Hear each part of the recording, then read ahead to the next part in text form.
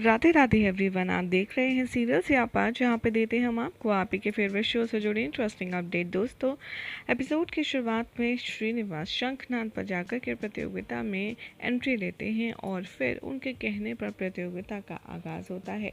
यहाँ पर श्रीनिवास को देखकर दोनों ही बहुत ज़्यादा प्रसन्न होती हैं और भार्गवी के चेहरे पर भी चमक देखने लायक होती है। जिसके पश्चात वासु कहता है कि चलो प्रतियोगिता शुरू करते हैं, सबसे पहले भार्गवी तुम शुरू करो।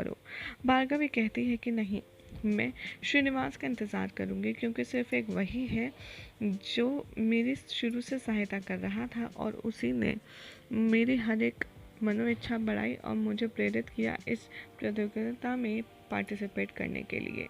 तभी वहाँ पर वासु बहुत ही ज़्यादा क्रोध में आता है, लेकिन वो अपना गुस्सा शांत करके पूछता है श्रीनिवास से कि कहाँ हैं हमारे वेंकटेश।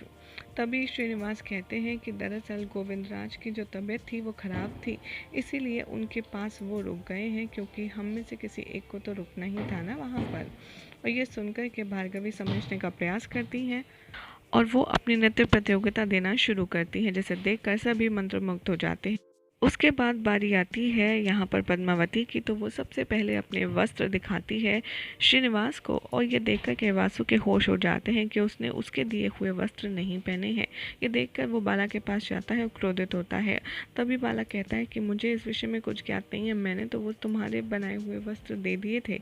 लेकिन हाँ, श्रीनिवास का आखिर में संदेश आया था जिसके साथ में कुछ वस्त्र थे, और मुझे लगता है कि ये वस्त्र उसने ही दिए हैं जो भार्गवी के सामने इस प्रतियोगिता में पद्मावती ने पहने हैं। और यहाँ पर कुछ नहीं होता, दोनों अपनी अपनी परफॉर्मेंस देना शुरू करती हैं, एक से बढ़कर एक मज़ेदार नृत्य करती हैं, जिसे देखकर श्रीनिवास अपने मन में कहते हैं मेरे लिए तो दोनों ही नटराज का स्वरूप हैं, दोनों में ही मुझे नटराज नज़र आ रही हैं।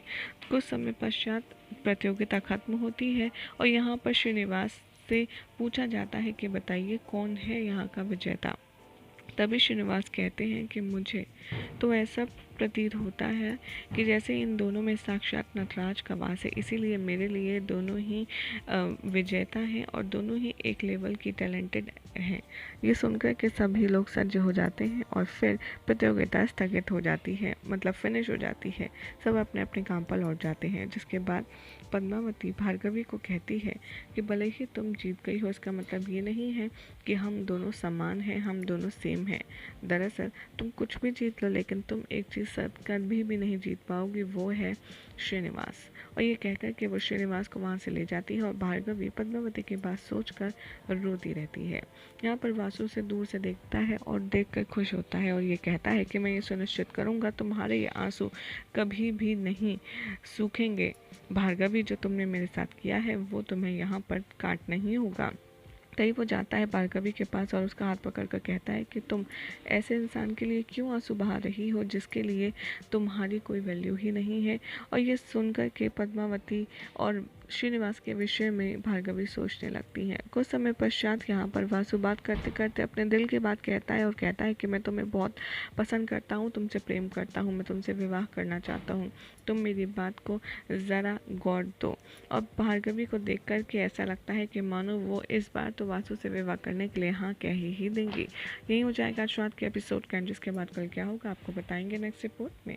ऐसे ही मज़ेदार अपडेट्स के लिए चैनल को सब्सक्राइब कीजिए, वीडियो को लाइक शेयर करना ना भूलें।